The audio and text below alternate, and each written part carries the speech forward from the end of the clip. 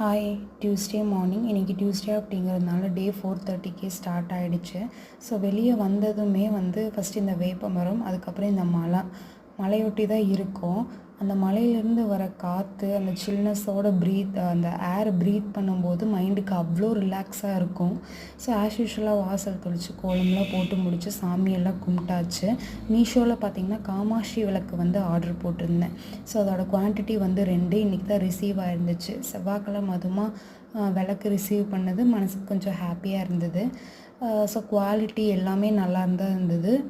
But என்ன expect பண்ண சைஸை விட கொஞ்சம் ஸ்மாலாக தான் இருந்தது. மற்றபடி எல்லாமே குவான்டிட்டி எல்லாமே நல்லா தான் இருந்துச்சு.